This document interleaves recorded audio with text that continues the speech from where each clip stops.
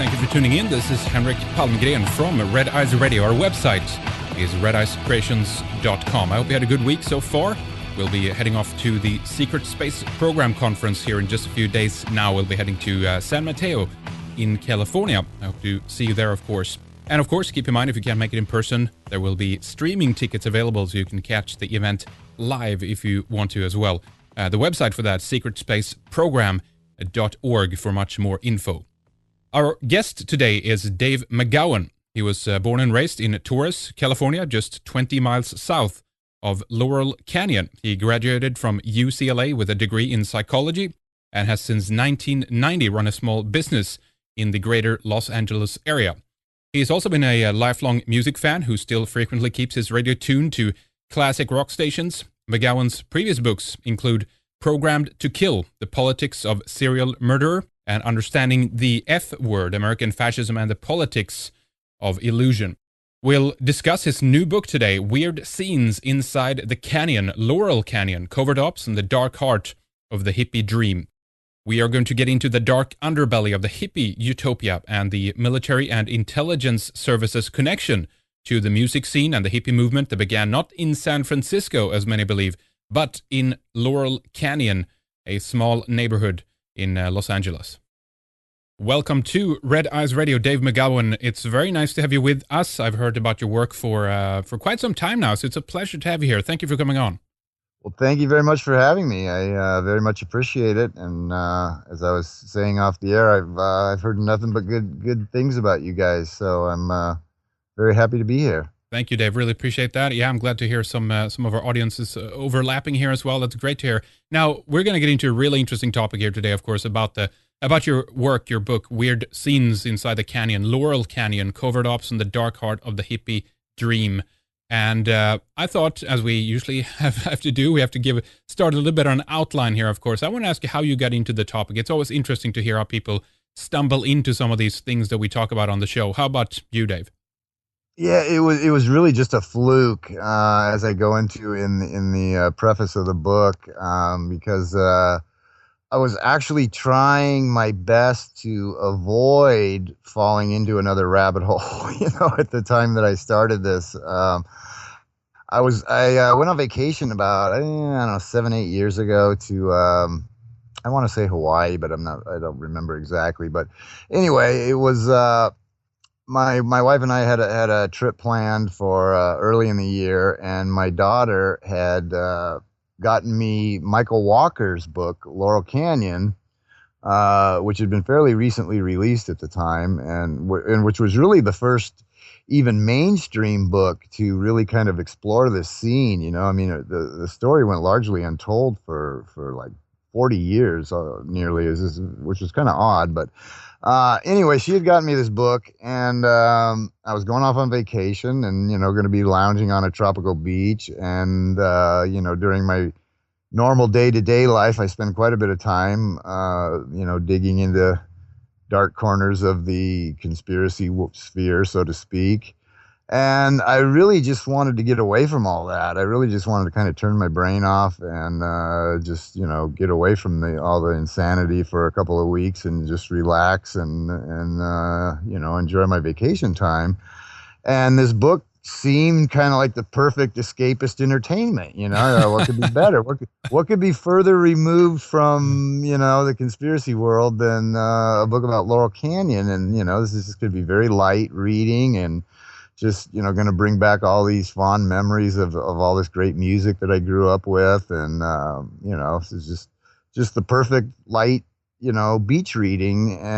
But it didn't turn out that way at all. Instead, what I found was that there were all these little kind of throwaway facts that were in the book that were just sort of presented as kind of asides and sort of largely, interesting but largely irrelevant facts. And the more of these I stumbled across, the more I realized that there was some very strange things going on behind the scenes with this whole Lower Canyon scene, and that there seemed to be a whole nother story, a whole nother side to this scene that still remained untold. And so as soon as I got back from that vacation, I just dove headlong into it and started ordering like every book I could find that had ever been written on the scene, every magazine article, web post. I mean, just devouring every written word that I could find on this scene and looking to see if there were more of these little facts that didn't quite seem to fit in with the whole peace, love, and understanding vibe that was generally associated with that scene. And the deeper I dug, the more I did in fact find. And so I launched it as a web series with the original intention that it would probably be, just maybe a few posts and sort of an interesting little story. And but as it developed, it just kept snowballing. And the more I dug into it, and the more I posted, and the more feedback that I got from my readers, the more the story fleshed out, and it just eventually just kind of took on a life of its own, and really just really kind of took the internet by storm. And I was just amazed that. So many people seemed to resonate with this story, and it seemed to be getting such a wide circulation. And then at some point, I started getting publication offers and turned the first two down because I just did not get a good feeling about the way that they were going to handle the material. And then eventually got the offer from Head Press in London, and after a few conversations with them, I kind of got the feeling that we were on the same page and decided to go with them. And now it's become a book. So it's been a very long road. It's been like 7 years that I've since I first started on this. That Wow. Yeah.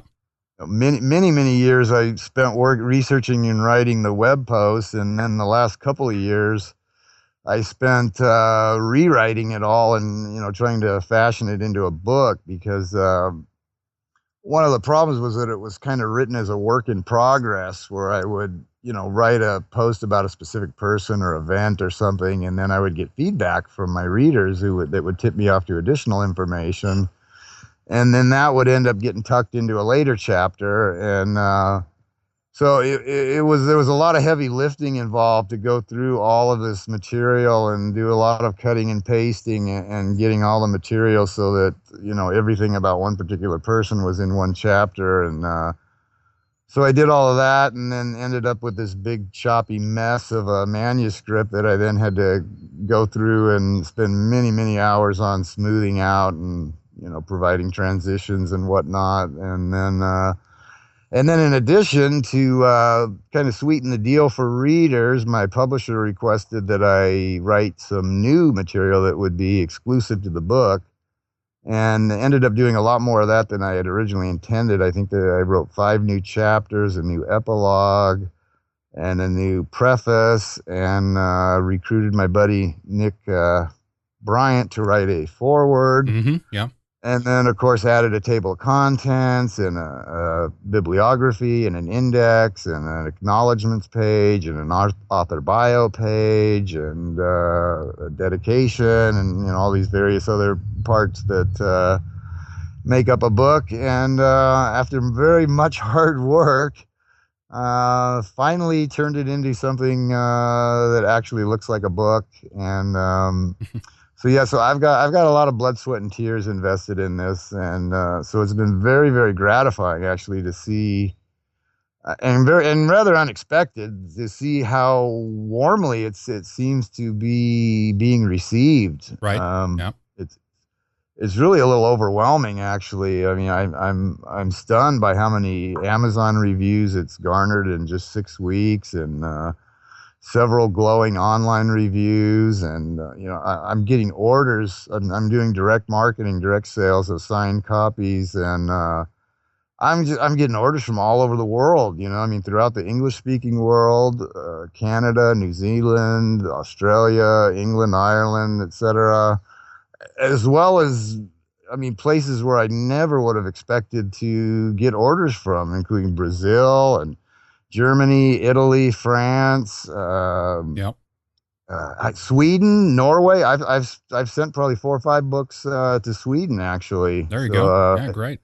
I'm just, yeah, it's just, I mean, I didn't really fully realize until you know, it came out as a book, that just how much traction this story seems to have gained, and you know, how many people seem to have been aware of it while it was a web series. It's yeah, it's all kind of a whole new world for me, because I'm really not used to getting this much attention and all this praise and all these interview requests and all that. So Well, it's I mean, it's great. I mean, there's no lack of material to discuss here, certainly, Dave. I mean, it's just a fascinating, compilation of research and everything you pulled together, and the investigations here. And people are hungry for this kind of stuff too. They're hungry for the truth, and unraveling what really has, been happening. How our, past, how our heroes, how our aspirations, how our culture, and all the revolutions and everything else that we think about when we think back,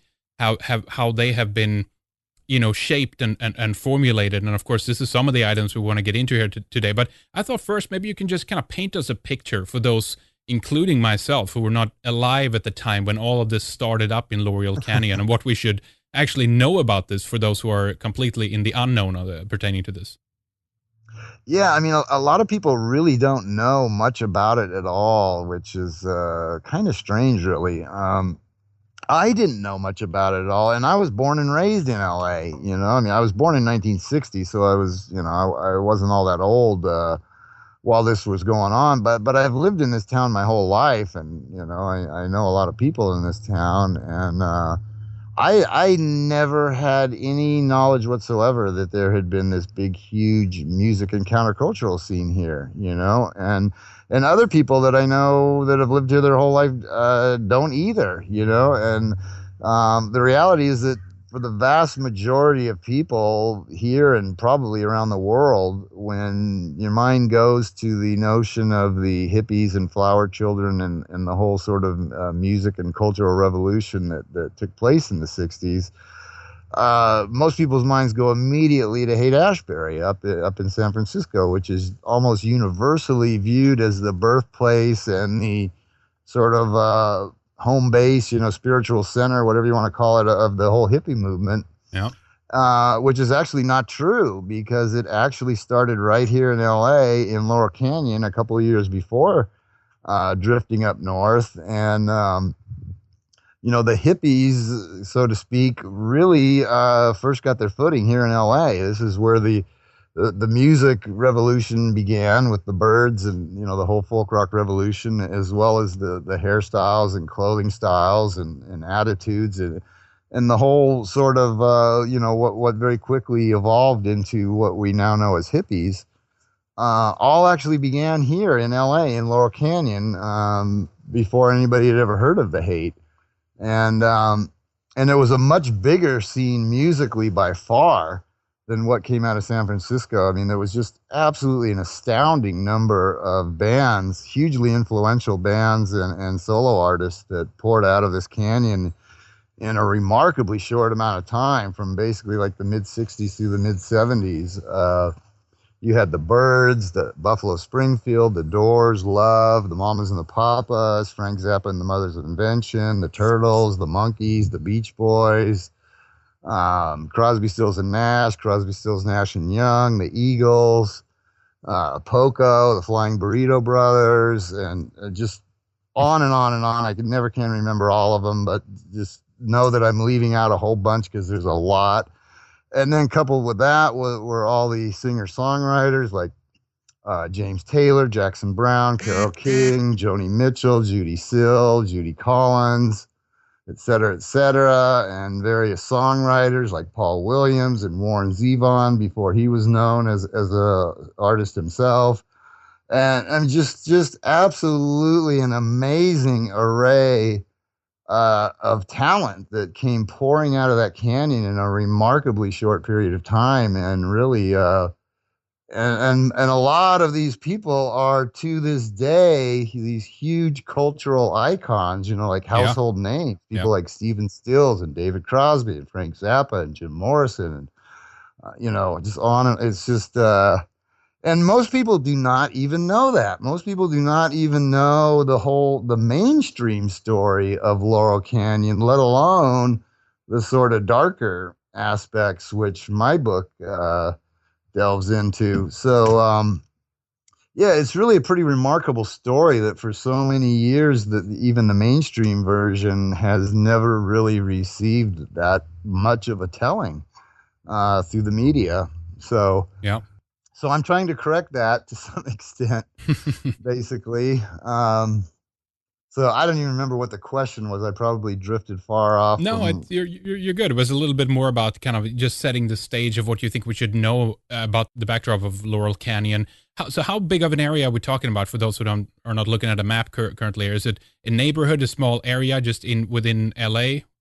Yeah, we're talking about a very small geographic area. It's not even a city. It's just a neighborhood. You know, one of a number of canyons that slice through from like the west side of LA into the San Fernando Valley.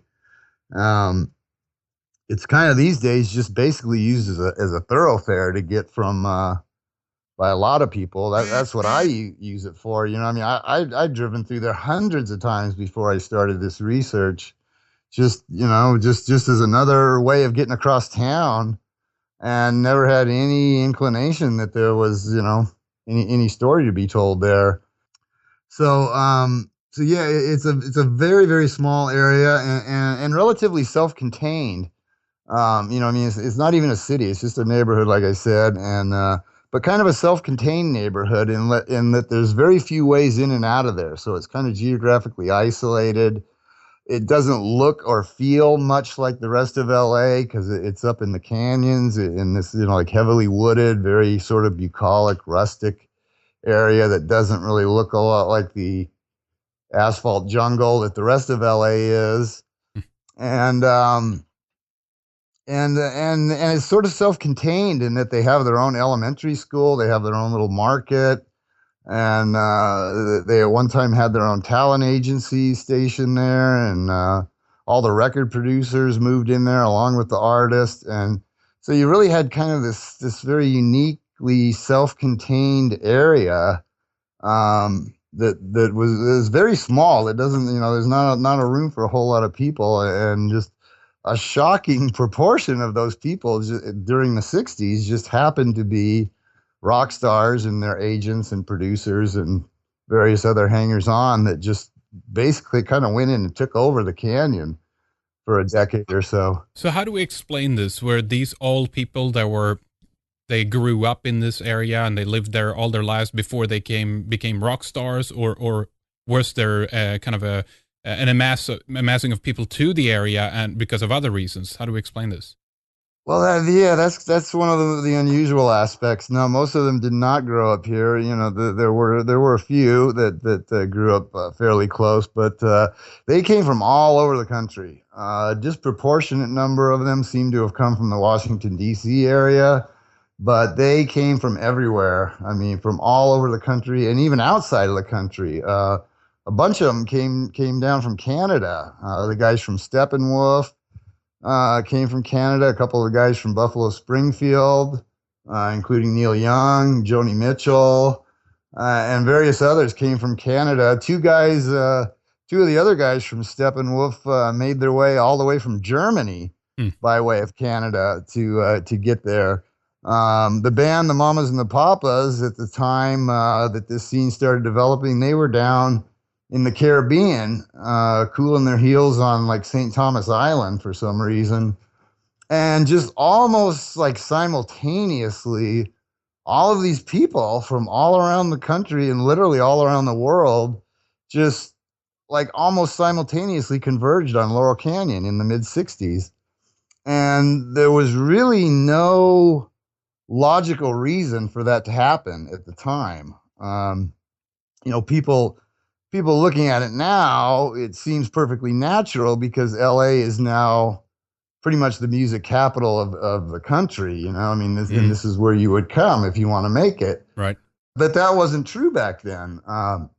In the mid '60s, New York was still very much the popular music capital of the country, and LA had very little actually in the way of either live music or recorded music. It wasn't like a real big music town at all. And the music scene here actually grew up around these artists. So it wasn't the case that the artists came here because this was where the industry was. It was the other way around. The industry came here because this is where all the artists had congregated. So initially, there really wasn't any logical reason to be here for them to be here. But strangely enough, as soon as they arrived, within no time at all, there was a reason to be here because all of these clubs started to pop up like mushrooms all along Sunset Boulevard, the Whiskey A Go Go, the Roxy, the Troubadour, the Ciro's, Beto Lido's, the London Fog, Kaleidoscope, Pandora's Box, and on and on and on, many of which are long gone and forgotten. Right. And so no sooner did these artists arrive than all of a sudden they had venues to play. Everything was already there, huh? In place. And then they had record labels, and then they had their own publications. Rolling Stone started publishing like in '67 or something, as did the LA Free Press, right at the mouth of Laurel Canyon. And then they got their own radio station, and it was just remarkable how quickly all of this came together, where before there had been no scene at all. And within like a couple of years, all of a sudden you had all of these artists and all of these clubs and all of these record labels, and they had their own radio station to promote their music and their own publications to promote the music. And it just came together in just an amazingly short amount of time, that this whole sort of scene was just built out of nothing. So God wanted this to happen, right? Because it all came to place in this time at this stage. I actually have a quote in the book from Neil Young where he says, "I don't really know why us and everybody else went there. We were just like lemmings following the Pied Piper." Ah, interesting. That was his quote. I mean, these people couldn't even explain why they were suddenly drawn to Laurel Canyon to answer the Pied Piper's call, when, like I say, there was not initially any logical reason why they should be quickly gathering in this one unique spot in LA. So who's the Pied Piper here, and how do we explain this? I don't know who the Pied Piper is exactly. But one thing that is, that is very, very odd is that this isolated, rather unusual neighborhood that they chose to camp out in and create this sort of hippie utopia in just happened to house a covert military installation that had been in operation for a very long time, and that continued operations at least through 1969 officially, and according to some sources beyond that, but at least until 1969. So so I mean, you have this, so maybe that was the Pied Piper, I don't know. But it's certainly odd that of all the places in the country where they could have all simultaneously arrived to start up this scene, they happened to do it literally clustered around a covert military installation. Did, in your research here and looking into some of the people that were drawn here, have any of them spilled anything in terms of someone who influenced them, or by word of mouth at least said something, yeah, you need to go there because this is where it's happening? Otherwise it seems almost like it's a semi-supernatural or mind control-esque type of event where people are just spontaneously drawn there. Is that even possible, do you think? It's very hard to explain how exactly this happened. How they all arrived there, and how they all seem to arrive bearing these same types of folk rock song, the same type of music, like the Mamas and the Papas. They were down in like I said, they were down in the U.S. Virgin Islands, and working in a bar or something, playing as a bar band and writing material and whatnot. And they wrote the album, their first, the Mamas and Papas' first album, that contained the huge monster hits like California Dreamin' and Monday Monday. And according to the official legend, they wrote that while they were down in the Caribbean, completely isolated from Laurel Canyon and anything else that was going on in the music world. And yet they arrived on the scene with this album's worth of songs that just all happened to be written in the folk rock style that was just then catching fire with the Byrds and Buffalo Springfield and whatnot. And John Phillips said in his book, he said, I can't really explain how, we just all seem to be on the same wavelength for some reason that I can't really explain. I mean, there's no reason for it because we were cut off completely from what was going on with, this music scene. But yet here we arrived on the scene, just in time to, cash in and just happened to have an album full of songs that fit right in with the rest of what everybody else was writing and recording. So it's very difficult to explain that in any kind of a non-esoteric, conspiratorial sort of way, how that could just happen, that all of these people could not only just arrive there, but also happen to all arrive there with the goal of writing and recording the same kind of music that was, starting to sweep the nation. Well, indeed, let's definitely get into it a little bit later of what kind of music, how this has influenced people, what actually changed during this period. There's a whole slew of very interesting things here, but obviously there's two possibilities. Unless they're not being honest, of course, about how they ended up there, and something else is going on here. And the fact is that you found traces, of course, with the band members had family ties to intelligence agencies, military, etc. Is this true in almost all the instances of all the artists and bands that you've been looking at, Dave? To an overwhelming degree, it is. Yeah, I was stunned that as I dug through these, how many of them that I found that fit the pattern. And yeah, I mean, just like one after another. It's very hard to find someone who played a prominent role in one of the bands who does not come from a intelligence or military, career military type family. Beginning with Jim Morrison, whose father was a U.S. Navy admiral, and in fact, the U.S. Navy admiral who was the commanding officer of the ships involved in the Tonkin Gulf incident. So, the father was actually one of the key players who orchestrated this event that led directly to the Tonkin Gulf resolution and the introduction of ground troops, and ultimately to hundreds of thousands of American and Vietnamese deaths. And almost simultaneous with that, his son emerged on the Sunset Strip in the Laurel Canyon scene as this sort of icon of the anti-war crowd. So that was a little odd. That was the first one I found. And then as I went through, I discovered that Frank Zappa's dad was a chemical warfare engineer working out, initially assigned to the Edgewood Arsenal. John Phillips' father was a career Marine Corps officer, and his mother, sister, and first wife were all career employees of the Defense Department, the Pentagon. All three of the vocalists from the band America were sons of Air Force intelligence officers and actually met and first got together on a U.S. Air Force base. Graham Parsons' father was involved in training Cuban exile groups for the overthrow of Castro, and I think we all know who was financing those operations. Right. And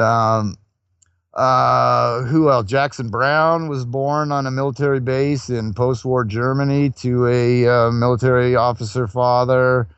Emmylou Harris was raised on a series of military bases in and around Washington, D.C. Stephen Still's dad appears to have been some type of a mercenary who was frequently on assignment in various hotspots in Central America. David Crosby's father did naval intelligence work during World War II, as did Peter and James. And it's not just the musicians, but intermingled with them were what were known as the Young Turks, who were the hot Hollywood actors of the time. And and virtually all of them as well. Do you know why they picked that name, by the way? Which name? The Young Turks. I don't know that. I don't. Because it's been coming up. Obviously, this goes back to the Ottoman Empire. We talked about it recently on one of the programs. That's why I ask it, and it's just interesting that it echoes back in this kind of way. But yeah, well, if you don't know more about the background on that, that's definitely fine. But how do we? I mean, we have all these connections to military establishments and intelligence people.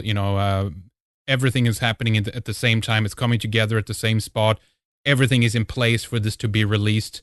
It's obviously very difficult to come to another conclusion that the agenda here was to create something for the purposes of bringing this to the rest of the world. How did you deconstruct this when you were going through this, Dave, in terms of what the purposes was of the music and the style, from the clothing to the attitudes to the way people talked? We'll get into the drug aspect later as well, of course, but was this all by design manufactured out of this small territory in LA? I believe it was, yeah, and I believe the goal was specifically to put or one of the goals at any rate. There was probably more than one goal being pursued, but one of the key goals I believe was to put a face on the anti-war movement that would be very distasteful to mainstream America. And that's another great misconception about the '60s. One of the great misconceptions is that Haight-Ashbury was the birthplace of the hippie movement, which isn't actually true. Another one that's very widely held is that the hippies were basically synonymous with the anti-war movement. Most people think of them as being one and the same. And that's not actually the case. The anti-war movement actually preceded the hippies, and it began on college campuses and being promoted by very straight-laced, clean-cut, rather conservative college professors and their equally clean-cut students, and that quickly changed when the hippies came along. And I have quotes from people in the book saying, "Where the hell did these hippies come from? Right. Yeah. How did this happen?" And Yeah. so yeah, there very clearly was an anti-war movement that preceded the hippies and that had a much more professional face on it, so to speak. And I believe it was a deliberate ploy to. And I have a lot of affinities with the hippies. I was, like I say, I was born in '60. I grew up in the '70s, but I always kind of felt like I should have been a hippie that just had the misfortune of being born 10 years too late. But the reality is that the face of the hippie movement was very offensive to the vast majority of mainstream America. From the hairstyles and the clothing styles to the music to the free love and free sex and the open drug use, and everything about them, just whether by design or not, and it certainly seems like it, everything about them really was distasteful to, people in the heartland and whatnot, the Bible builders and what have you. I just couldn't imagine a more distasteful face to put on the anti-war movement in a lot of people's minds than the hippies. So, right. I believe very much that was absolutely one of the chief goals. And so, ironically enough, the very people that a lot of folks think of as sort of spearheading and driving the anti-war movement may very well have been put in place to impede the anti-war movement. And there's this mythology that the hippies stopped the Vietnam War, which is decidedly untrue. The Vietnam War drug on into what, not like 1973 or something. Even after like 4 students were gunned down at Kent State in 1970, the thing still drug on for 2 or 3 more years. So this notion that the hippies somehow stopped the war is just simply not true. And I believe that they did, in fact, serve to actually prolong the war. Really? Well, that's interesting. Now, Tell us a little bit more about some of the origin points that you've pinpointed here. We have a couple of people showing up here, of course, but V2 Paulekas, I think you pronounce his name. Tell us more about this character and how he plays into the picture here. I had a lot of trouble digging up anything on him, and I never heard of the guy, never heard the name. And in fact, the first several references to him that I came across in the various materials that I was reading, and he would mostly just be sort of referenced in passing, just sort of a passing reference to this guy. And I just skipped right over him initially because I'm like, who is this guy? I've never heard of him. And, you know, he's just sort of mentioned as a peripheral character. He's not that important. And so I just skipped over it. But then I kept finding more and more references to the guy. And I eventually decided, well, there's got to be something here. This guy's got to be more important than I initially thought because he seems to just keep popping up everywhere. And so I started digging into it and eventually got in touch with a family member who provided me with a lot of inside information that had not previously been posted anywhere. And sort of fleshed out this story of this guy who though unknown to the general public, appears to have been one of the guys, if not the guy, who first spearheaded the whole hippie movement. His wife opened up the first clothing boutique that started offering hippie fashions, what became known as hippie fashions. And he ran this dance troupe. He had this group of mostly young girls, mostly young and attractive girls, very Manson-esque, actually. And he was a very popular guy because he always had a lot of very young, attractive, and ready and willing girls around him. So he was a very popular guy to have around. And he was basically treated as royalty by the clubs who let him and his troupe in for free. And they would go out to the clubs and create this big spectacle on the dance floor while the bands were playing, and sort of by doing so really introduced the hairstyles and the fashions and the dance styles and whatnot that came to define the hippie movement. And but he's largely a forgotten figure. I mean, you won't find much about him unless you dig pretty deeply, but he appears to have been a very, very key player in really creating this whole. And I have quotes from people all over the book saying that, yeah, these guys, they were the first hippies. They were the very first hippies. They were the ones that started it all, and they were the ones that the club owners wanted in their clubs because they drew the crowds. And these they really served kind of a couple of purposes. Number one of which is that they were one of the key people who first drew the people out to the clubs. As I mentioned before, these clubs were all pretty much newly opened. They did not have an established clientele and were largely unknown to the public, as were all of these bands. Nobody knew who the Doors or Love or Mom, nobody knew who these people were. Yeah. And what really started getting people out to the clubs and put these bands on the map were, to a large extent, the Freaks, because their appearances were heavily promoted, and people wanted to come out and see this bizarre spectacle that was taking place on the dance floor. And along with that were the Young Turks, once again, who were also very widely reported to be regularly attending these clubs, regularly cruising Sunset Strip on the weekends and dropping into these clubs. And so it became pretty well known that you could actually go to these clubs and literally rub shoulders with like Sharon Tate or Jane Mansfield or Peter Fonda or Jack Nicholson or Bruce Dern or all of these other people.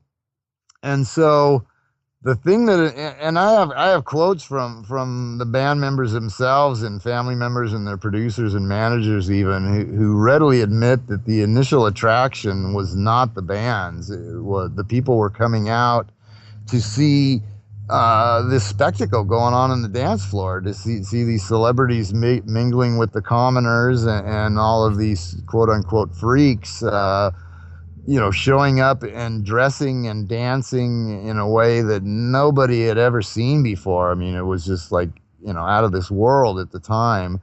And that's what really initially put these clubs and these bands on the map. That's what got the crowds out there and established a name for these bands. And it's also what distracted a lot of attention away from the stage, and the fact that, and this never really goes over well with hardcore 60s rock fans, but I think nothing of this distracted does, away but from the fact that a lot of these bands were just not that good initially. Again, there's numerous quotes in the book attesting to that initially, at least, a lot of these bands were just not that good, which is why their albums were largely recorded by studio musicians.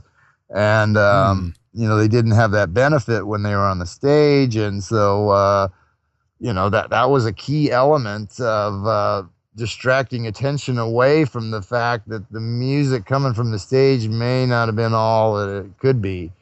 So, well, that's those that's two groups, the Freaks and the Young Turks, were really instrumental in building this awareness and building an audience for this whole scene.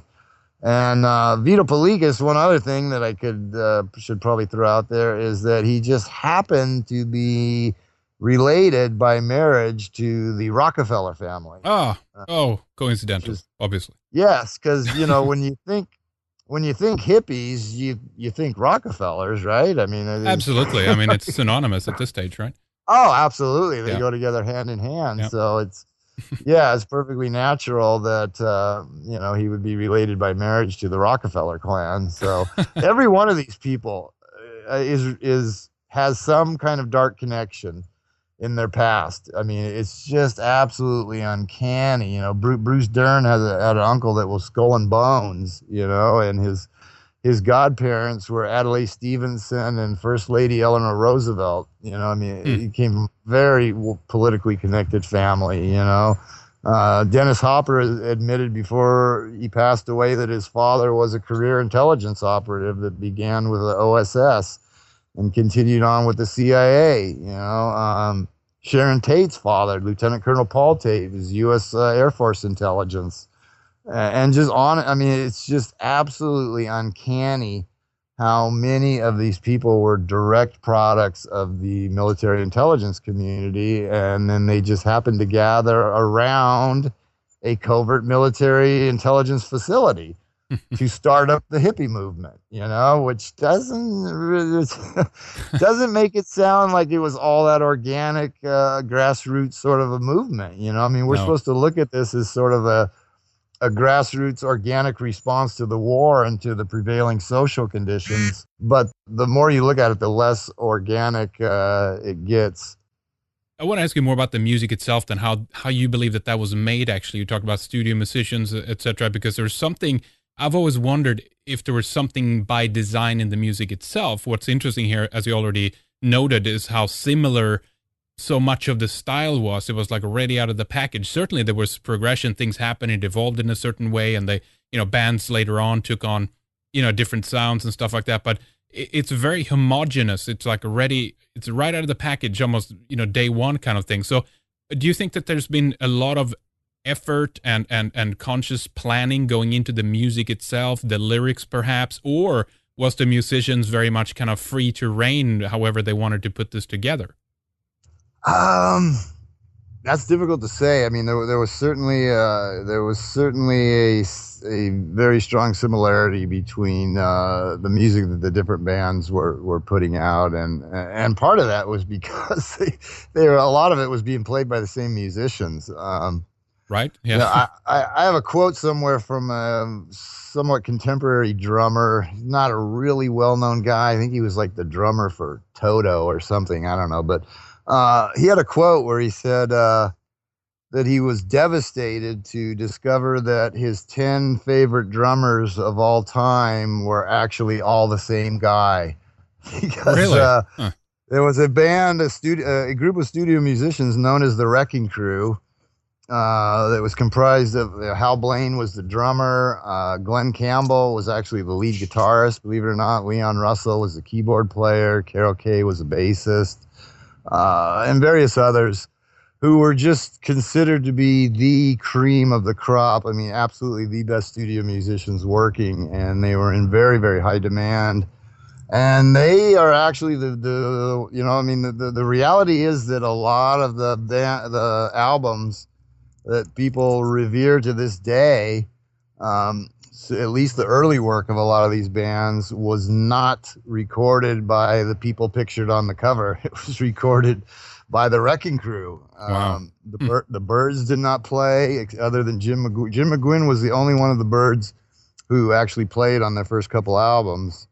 It was, mostly studio musicians. And one of the things that kind of catches people by surprise is when I throw out the name Monkees, along with these other bands, and they're like, why are you treating the Monkees as if they were a real band? It was a TV show. And but the reality is that they were very much accepted as a part of the musical community. And if you look through pictures from that era, you can see like pictures of Mickey Dolenz, for example, hanging out in Mama Cass's front yard and jamming with Eric Clapton and David Crosby, and most people would be like, well, what is he doing there? He's an actor. He just played a musician, but that's not the reality. The reality is that they were very much accepted as peers. Their homes in Laurel Canyon were very popular gathering spots, and they were very much integrated into the Laurel Canyon scene. And the reason for that, in large part, I believe, is because the bands knew something that the general public did not, which was that the actual musicians playing on the Monkees records were the very same musicians who played on the Byrds' initial records, and on the Mamas and the Papas, and on the Turtles, and on the Beach Boys. The same people were playing. I mean, these guys were supposed to just be absolutely crack musicians that could just pretty much play anything they were asked to and get it in one or two takes. They're just phenomenal. They were arguably the most talented musicians in the Laurel Canyon Sunset Strip scene, and yet are completely unknown pretty much to the general public. And I think it would shock a lot of people to find out that the guitarist that they admire on some of these records was the Rhinestone Cowboy, Glenn Campbell, of all people, So there was a very synthetic nature to a lot of this music, particularly with the Byrds. I mean, when these guys got together, and they're the ones that kickstarted the whole folk rock revolution. The first band signed, the first album released, the one that really got the ball rolling with what was their first release? Mr. Tambourine Man, I believe. Mm-hmm. Yeah, I think it was Mr. Tambourine Man. And the reality is that the Byrds, the five members of the Byrds, David Crosby, Jim McGowan, Chris Hillman, Michael Clark, and Gene Clark, had very little to do with the creation of those first couple of albums. Most of the music were written by folk stars. So Bob Dylan. I think Bob Dylan's songs made up like half their first album or something. Right, exactly. Yeah. And Pete Seeger and various other people. So these albums were basically created by taking other people's songs, having it performed by unnamed studio musicians, and then basically having the members of the band go in the studio and overdub their vocals on top of it. Wow. And that's how, so the notion that these guys, pioneered that sound just doesn't really add up, because they had very, very little involvement other than McGowan. McGowan was regarded as a very, very skilled 12-string guitarist, and he did play his own parts on the albums. But the guy drafted to play bass, Chris Hillman, had never played a bass guitar in his life. He was a bluegrass mandolin player. So why in the world would you cast and I use the word cast very deliberately. Right, yeah. Why would you cast a bluegrass mandolin player to play the part of the bass player in the world's first folk rock band? Right. I mean, yeah. It's not like there weren't a lot of musicians milling about the scene by that time. Why why him? And then the drummer, this Michael Clark, never played drums in his life. He was a bongo player. So two of the whole rhythm section of the band had no clue how to even play their instruments when they joined the band. They'd never even played their instruments in their life, the entire rhythm section, you know? And then you had Clark and, Gene Clark and Crosby, who could play guitar passably, but not really well enough to, perform in the studio or whatnot. So there was really only one guy out of the five who was actually had any kind of proficiency on his instrument when the band first got together. And yet these were the guys who set off this entire musical revolution, So the more you look at it, the more contrived it all really seems, and then the speed with which these bands came together was just absolutely remarkable. I mean, they had recording contracts and they were in the studio and playing the clubs just in just an amazingly short amount of time. I mean, this wasn't when you think of this sort of a grassroots scene, you think of something that develops kind of slowly with, these struggling artists, trying to get contracts and, hoping maybe they'll get a little bit of play on college radio and, eventually work their way up to doing something. And there wasn't any of that. I mean, these people arrived, and within like weeks, in some cases, they had recording contracts. They were provided with instruments, with a rehearsal space, with recording space, and wow. I mean, it was just absolutely remarkable how quickly these bands came together and were put on the cultural map, despite the fact that a lot of them did not initially have the musical skills. Wow. Mamas and the Papas, another classic example. I mean, there wasn't really a real musician in the entire band. Cass and Denny Doherty, who really carried the band because they were phenomenally talented vocalists, but neither of them were musicians. And Michelle Phillips wasn't a vocalist or a musician. She was just up on the stage to look pretty. I mean, that was the only, and John Phillips wasn't he was a fairly good composer, but he wasn't much of a vocalist, and he was only a passable guitarist. So, they didn't play any of their music, so there was a lot of that, a lot of reliance on studio musicians, and especially during the earliest. Some of them did eventually, develop into very respected, musicians and whatnot, but initially, a lot of them were not really qualified to be elevated into these positions that they quickly found themselves in. Wow, very fascinating, Dave. Let's take a short break here in a little bit and continue to talking more about this. Time's just flying by here. There's so much I want to ask you, but obviously there's just so much more to the cultural revolution that I can't think of calling it anything else. How this was started, the whole sex, drugs, and rock and roll scene, and why this was done, and we'll get deeper into some of these questions as well. But before we break, though, let's give out some of the details about where people can find more information about the book, where they can pick up copies. Of course, you have your own website, Center for an Informed America. Maybe you can give us the URL for that, Dave, and so people know where to go to read more about you and your work. Yeah, I am. I'm offering them for direct sale on my website. Doing my best to compete with Amazon, which isn't easy because, man, those people are cutthroat over there. Yeah, they are. Yeah. But yeah, God, they just they make it really hard for anybody to make a buck off a book anymore. It's just ridiculous. But anyway, my website is the Center for an Informed America, which is at www.davesweb.cnchost.com, which is kind of a mouthful, but if you Google my name, either Dave or David McGowan, it's generally about the first link that comes up. So if it's easier to find it that way. And when you get there, you will see various images of the book cover. And if you click on any of those, it will take you to the page that I have set up for direct orders. And I also set up a few months ago a Facebook page for the book, which is at www.facebook.com/ Weird Scenes Inside the Canyon, all written as one word with no spaces, no capitalization, no punctuation. Or if you just go to Facebook and search for Weird Scenes Inside the Canyon, I'm sure it's very easy to find.